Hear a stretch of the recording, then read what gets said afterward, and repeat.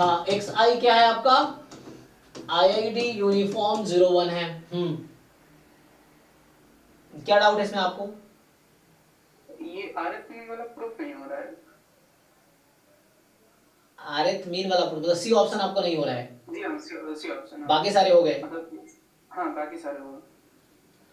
तो ये nth order statistics का डिस्ट्रीब्यूशन क्या होता है यहाँ पे, बीटा n कॉमा 1 है ना, तो ये बीटा n कॉमा 1 हो जाएगा, और बीटा n कॉमा जब 1 हो जाएगा तो आपको क्या करना है, अरिथमेटिक का डेफिनेशन क्या है, इसने कहा है कि जो nth ऑर्डर स्टैटिस्टिक्स है that converges in second mean to 1, तो इसका डेफिनेशन क्या है बताइए मुझे। Limit n tending to infinity expectation of mod of xn minus x tends to 0 as n tending to infinity. नहीं xn माइनस एक्स तो नहीं होगा, आप चेक कीजिए एक बार, xn माइनस एक्स जस्ट होगा x की पावर r।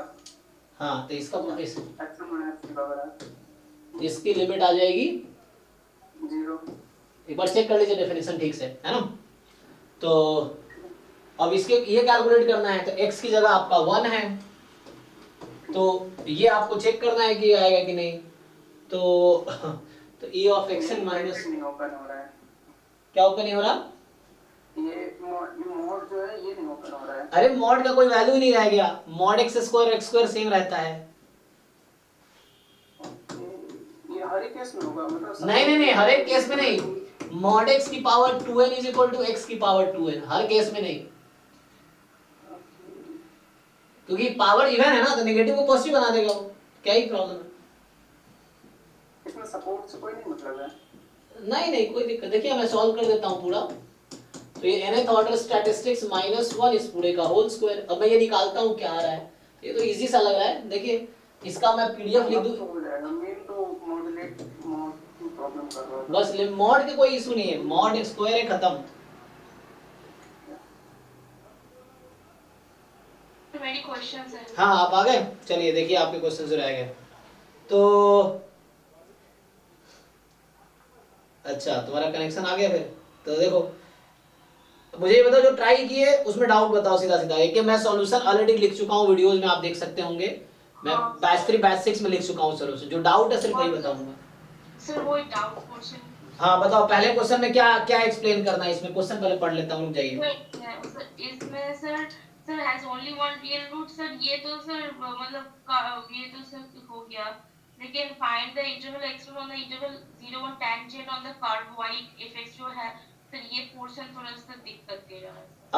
अब यकीन मानो ये जो क्वेश्चन है ये क्लास 12 के एनसीईआरटी में, कहो तो मैं एनसीईआरटी खोल के दिखा दूं आपको, मतलब मैं बस इतना आपको रिक्वेस्ट करना चाहता हूं कि थोड़े से पिछले क्लास के बुक उठा लो, एक बार वहां जाकर क्वेश्चन एग्जांपल सॉल्व कर लो, तो इसके क्वेश्चन का कॉन्सेप्ट सीखना है आपको, मैं सॉल्व कर दूंगा इस क्वेश्चन, लेकिन एक क्वेश्चन करने सब कुछ नहीं है, मैं रेफरेंस बता देता हूं, आप गूगल करो क्लास 12 एनसीईआरटी मैथ।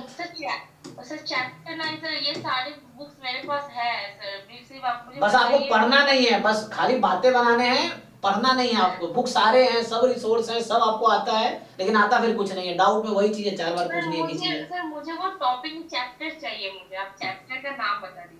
हाँ मैं बता रहा हूँ, रुक जाओ, पार्ट 1 देखो, चैप्टर नंबर 6 देखो, चैप्टर का नाम है एप्लीकेशन ऑफ डेरिवेटिव, उसमें जाके exercise 6 I think 1 2 maximum minimum topic देख लो, मे बी मुझे लगता है 6.4 या 6.5 होगा, जो भी है सेक्शन देख लो 6 पॉइंट क्या है, तो जो टॉपिक है मैक्सिमम मिनिमम, अच्छा टैंजेंट एंड नॉर्मल 6.3 एक टॉपिक है, टैंजेंट एंड नॉर्मल्स, ये सेक्शन 6.3 उस चैप्टर में है, टैंजेंट एंड नॉर्मल्स, इस तरह के कई सारे क्वेश्चन वहां सॉल्व हैं, आप देखो मैं ये सॉल्व कर देता हूं, लेकिन आप 4 5 10 क्वेश्चन और सॉल्व कर लो, सो दैट आपको लगे कि आपको आता है, क्योंकि एक दो क्वेश्चन मैं कर लूंगा तो उससे बहुत कुछ आपको नहीं, आप जब प्रैक्टिस करेंगे ये पोर्शन में थोड़ा सा समझ नहीं आता है। हाँ तो सीखो ना, ये सब क्लास 12 में, मैं तो बोल रहा हूँ आपने पढ़ा होगा, उसको सीखो, आप भूल गए तो सीख लो, आता तो होगा ही आपको, पहले तो पढ़े ही होंगे आपने, बस भूल गए हो, सीख से प्रैक्टिस करो, ये है। अब हाँ, मैं 4 बार सॉल्व कर सकता है, मैं पहले भी कर चुका हूँ, देखो उसमें, और ये सब आप देखेंगे एग्जाम वाले बच्चे क्विकली आते हैं, क्योंकि ये सब 11 12 वाले ना, जितना दूर जाएंगे उतना बोलते जाएंगे क्या है। अब यहाँ पे मेन होता है कि आप मुझे बताइए, एक कॉन्सेप्ट है स्लोप ऑफ लाइन ज्वाइनिंग, अब ये जो मैं लिख रहा हूं ये क्लास 11th का चैप्टर 10 है, स्ट्रेट लाइन। स्ट्रेट लाइन में स्लोप का कॉन्सेप्ट है, तो 11 12 वाली चीजें रिवाइज कर लीजिए, जो बहुत पढ़ रही है उसको बस रिवाइज तो करना है। Slope of line joining points, मान लो ऐसा लिख देता हूं मैं a1, b1 and a2, b2। बताइए इन दो पॉइंट को ज्वाइन करने वाली लाइन का स्लोप क्या होगा? कोई दो पॉइंट एक लाइन पे पता है मुझे, कोई लाइन है जिस पे मुझे 2 पॉइंट पता है, a1, b1, a2, b2। बताओ इसका स्लोप क्या है? Slope sir b2 minus b1 by a2 minus a1। अब बताओ आपको जो 2 पॉइंट गिवन है क्वेश्चन में उसका स्लोप क्या है? दिया ना क्वेश्चन, हाँ क्या है वो स्लोप? उसका स्लोप, अच्छा हाँ तो 2, हाँ 2 + 2 4 होगा, 4 होगा सर। ओके, अब अगला कॉन्सेप्ट, तो ये कॉन्सेप्ट है जो बचपन में पढ़ते हैं हम लोग 11 12 में। अब tangent to the curve, slope of tangent of curve y is equal to fx is, बताइए इसका फॉर्मूला क्या होता है? कि कोई कर्व दे रखा है मुझे और मुझे उस कर्व का स्लोप ऑफ टेंजेंट चाहिए, तो क्या करना पड़ता है उसके लिए? Slope of tangent tan theta। हाँ, tan थीटा स्लोप का फॉर्मूला है जो यहाँ यूज नहीं होगा। मैं फंक्शन आपको दे रखा हूँ, थीटा नहीं दिया हूँ। अगर मैं थीटा देता हूँ तो आप tan थीटा बताएंगे, वो सही बता रहे हैं आप, स्लोप का डेफिनेशन tan थीटा है। मैं पूछ रहा हूँ ये कर्व पता है मुझे, इसका स्लोप ऑफ टेंजेंट चाहिए मुझे।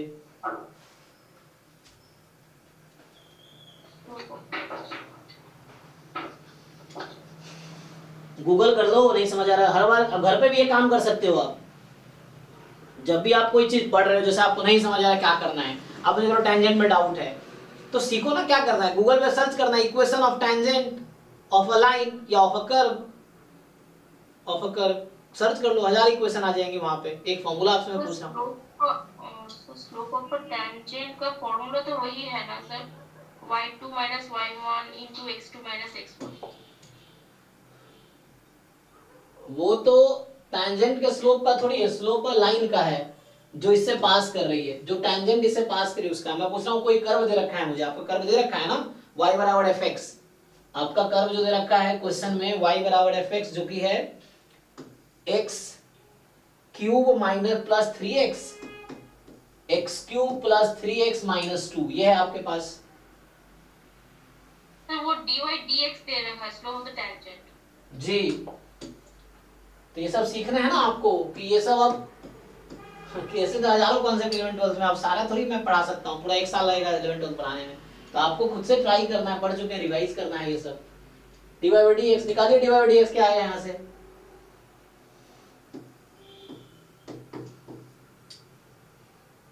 अब ये उस स्लोप है, अब फिर इससे पहले आ जाओ।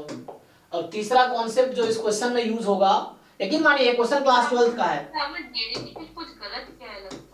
हाँ गलत किया था, आप सही बताओ ना, वही तो पूछ रहा हूँ, सही क्या है? x cube plus 3x minus 2 ना, बताओ सही क्या है? 3x स्क्वायर प्लस 3, ठीक है। अब ये है कि if line L1 is parallel to, perpendicular लिख रहा हूं मैं, is parallel to L2 line, then बताइए what is the relation between slope of these two lines? Sir वो m2 minus m1 ऐसे, m1 into m2।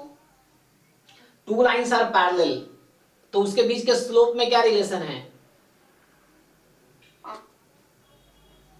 गूगल कीजिए आप, if two lines are parallel the relation between slopes. ये घर पे भी करो, ये मैं फिर से सिखा रहा हूं, जो आपको नहीं आता सीखना है, कहां सीखोगे?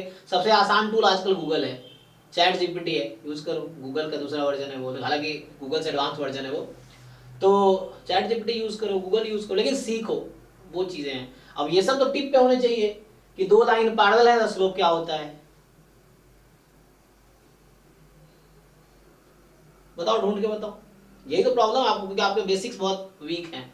तो बेसिक्स वीक है तो जब ग्राउंड फ्लोर जिस बिल्डिंग का कमजोर है तो 10 फ्लोर के कैसे वजन सह पाएगा, तो बिल्डिंग गिर जाएगी। सेम आपके साथ हो रहा है, जब आपके फाउंडेशन वीक है तो कैसे आप बड़े बड़े कॉन्सेप्ट को डील करोगे। तो इसमें थोड़ा सा काम करना है, हो जाएगा ठीक। ये है, आप पढ़ाना शुरू कर दो ना, 9, 10, 11, 12 को पढ़ाना शुरू कर दो, सारे कॉन्सेप्ट ठीक हो जाएंगे। आप यकीन मेरा देखो ना, मैं लाइफ में इतना अच्छा आजकल इसलिए कर रहा हूँ क्योंकि पिछले 13-14 साल से मैं पढ़ा रहा हूँ, तो सारे कॉन्सेप्ट इसलिए ठीक है क्योंकि मैं पढ़ा रहा हूँ। तो आप 9, 10, 11, 12 पढ़ाना शुरू कर दो, सब ठीक हो जाएगा 1 साल में, 2 साल में। जस्ट स्टार्ट टीचिंग 9, 10, 11, 12 क्लास को आप पढ़ाना शुरू कर दो तो सब ठीक हो जाएगा, है ना। Teaching is the best way to learn. सस्ते में पढ़ाओ लेकिन पढ़ाओ, तो उससे बच्चों को भी समझ आएगा और आपको भी समझ आने लगेगा चीजें क्या है। आफ्टर वर्क ये चीजें हैं। सर परपेंडिकुलर दिया हुआ है सर। हाँ, परपेंडिकुलर में क्या होता है बताइए?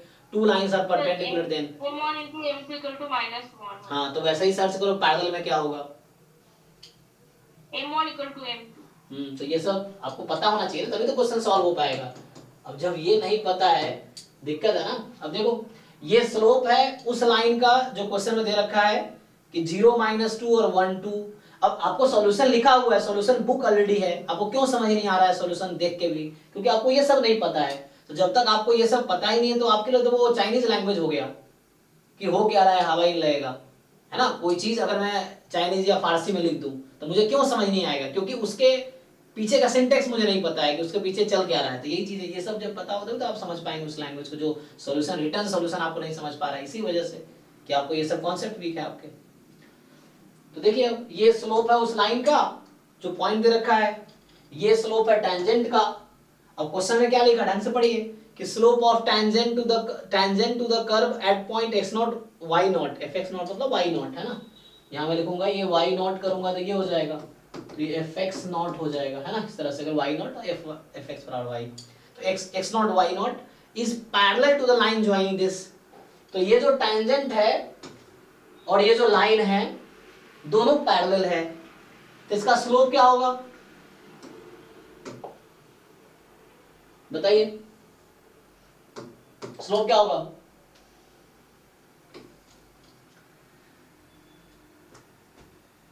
अरे मैडम अभी तो बताया आपने, ये दोनों पैरेलल तो क्या होगा? तो पैरेलल है sir, m1 equal to m2। हाँ, दो लाइन पैरेलल स्लोप इक्वल होंगे, तो m1 यहाँ पे है, m2 यहाँ पे है। सर वो 4 equal to 3x² plus 3 होगा।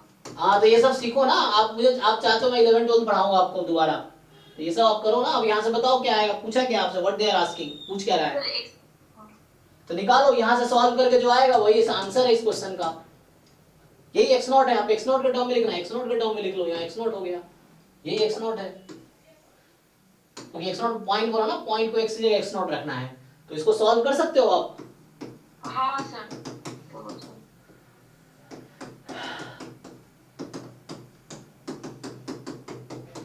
सीखिए सीखिए, सब सीखना बाकी है ना। ये आंसर है। अब देखिए सॉल्यूशन वाले बुक में क्या है, ये था इस क्वेश्चन में। समझ आ रहा है क्या दिक्कत है? बताइए सेकंड वाले में क्या है, जो अगला क्वेश्चन उसमें क्या डाउट है?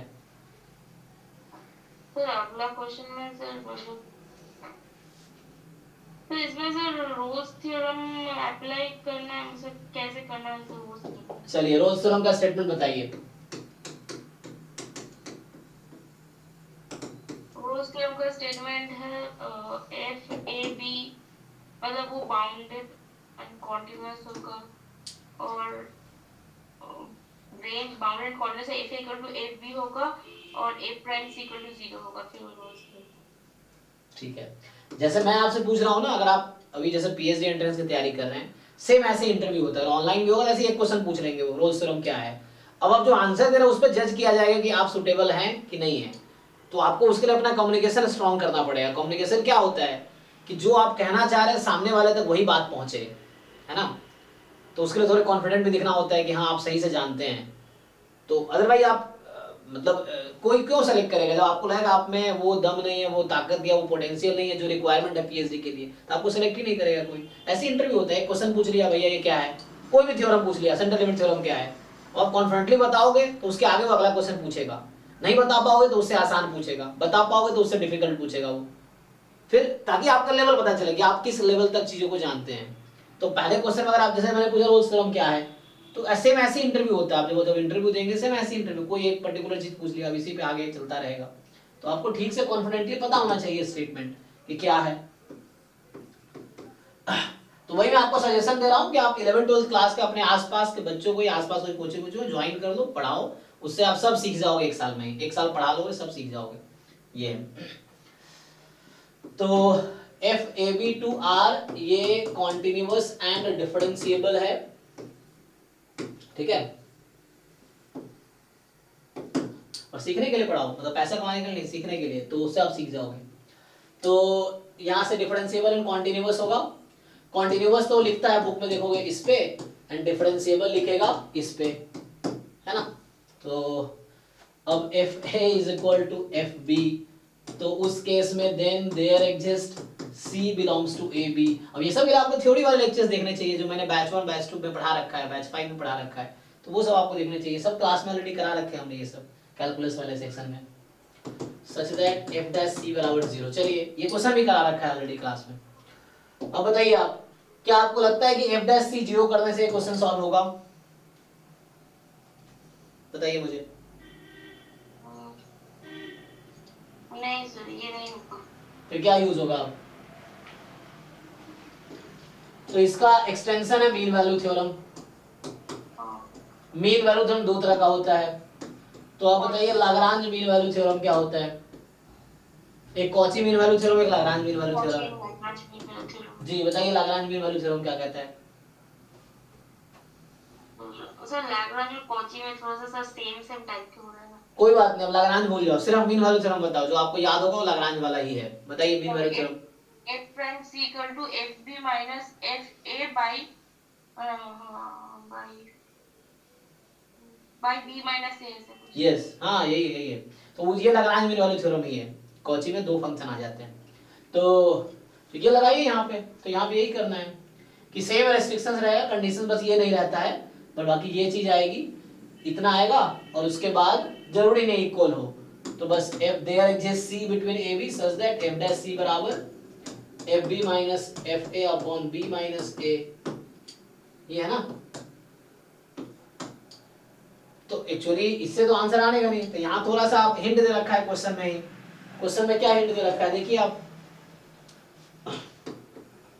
कि f01 से r में कॉन्टिन्यूअस है, डिफरेंशिएबल भी है, बता रखा है f0 आपका 1 है, f1 क्यूब प्लस 2f1 ये आपका 5 है, ठीक है, f1 क्यूब प्लस 2f1 बराबर 5 हो गया, हाँ। तो आपसे पूछ रहा है कि then prove that there exist a c such that this, okay prove करना है, तो प्रूव दैट है ना, यहाँ पे प्रूव दैट है, आपके एग्जाम में प्रूव दैट तो नहीं आएगा लेकिन ऑप्शंस होंगे। तो ये हिंट देखो, ये सफिशिएंट हिंट दे रहा है मुझे ये क्वेश्चन हिंट दे रहा है, प्रैक्टिस देके आपको समझ आएगा कि मुझे ये हिंट दे रहा है कि तुम ऐसा करो, ये लो, ये मुझे खुद क्वेश्चन हिंट दे रहा है कि gx तुम फंक्शन इसको अज्यूम करो, इसको देख के। अब यहाँ से मैं निकालूंगा g0 और यहाँ से निकालूंगा मैं g1, निकालिए, क्यों? क्योंकि 0 1 में फंक्शन डिफाइंड है, देखिए वहाँ लिखा है ना 0 1 में फंक्शन डिफाइंड है, f0 से 1 में डिफाइंड है, g भी तो ऑब्वियसली 0 1 से r में डिफाइंड होगा। अब बताइए मुझे इसके हेल्प से, ये डेटा दिया है जो बोर्ड पे लिखा है उसके हेल्प से मुझे बताइए g0 क्या है और g1 क्या है।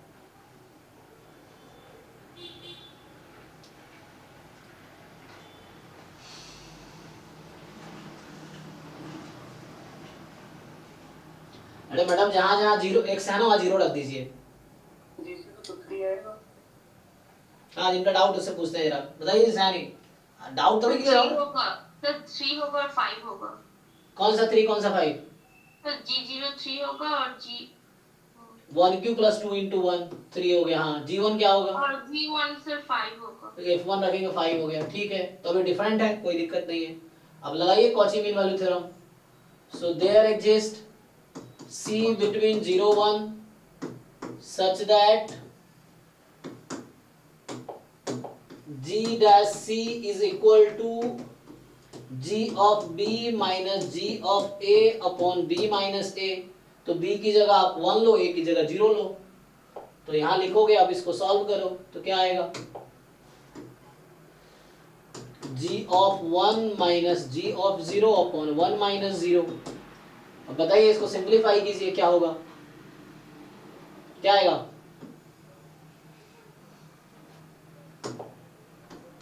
2 होगा सर जी प्राइम सी। तो यहाँ से 5 माइनस 3 2 आ गया। अब यहाँ से जी प्राइम सी जी प्राइम एक्स निकालना आता है, बताइए इसको डिफरेंशिएट कीजिए, जी प्राइम एक्स क्या आएगा,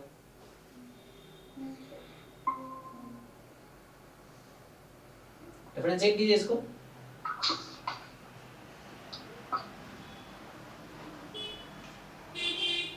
अब इसका भी रेफरेंस चाहिए तो यूसी चेन रूल। सर नहीं सर, मुझे आती है सर। हाँ बताइए फिर क्या लिखूं मैं, जी डैश एक्स, ट्राई कीजिए, कोई बात नहीं, सीखना है ना, ट्राई कीजिए, चेन रूल ऑफ डिफरेंशिएशन। ये क्लास ये chapter number 5 class 12 NCERT. Sir वो जो सर जो F1 का तो वैल्यू नहीं है ना।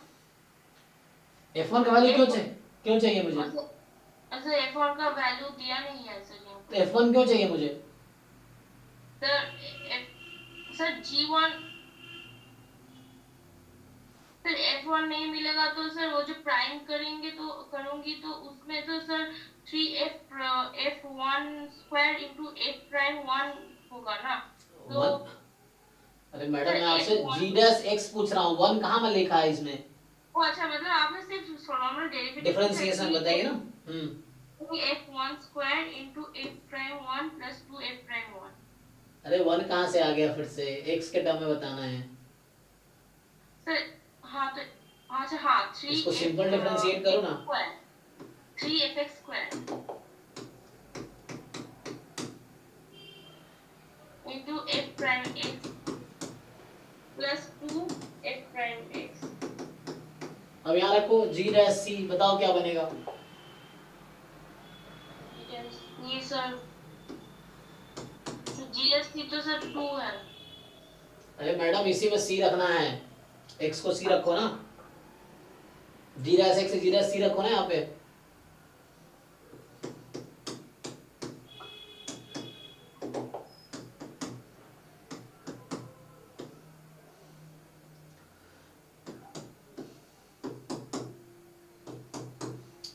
अभी मैं क्वेश्चन पहले 11 12 पढ़ा रहा था, फ्री में बैच लॉन्च किया था, आधा पढ़ाया हूँ आधा बाकी है, आप वो कंटिन्यू आधा वीडियो देख सकते हो वहाँ पे, अभी कंटिन्यू करेंगे उसको भी, तो इसमें पढ़ा रहे जिनका बेसिक वीक है वो एक बार कर लेंगे। तो 3 time F C square F dash C plus 2 time F dash C बराबर, ये इसकी वैल्यू ये कितना था 2, इन दोनों में क्या कॉमन है,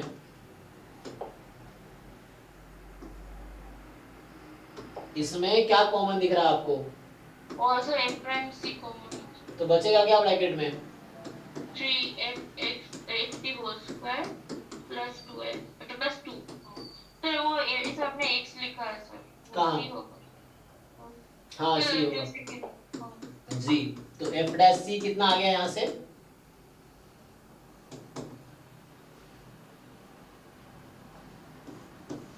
2/3 c स्क्वायर प्लस 2।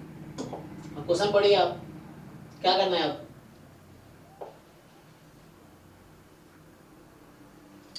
प्रूफ हो गया। तो इसे कब सीखेंगे,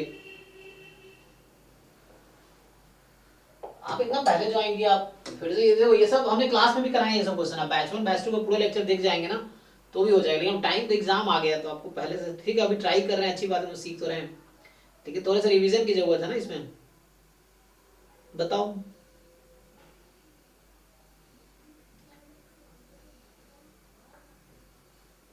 अगले पार्ट में क्या है, नेक्स्ट क्वेश्चन, आपने ग्राफ बनाओ किया इसका,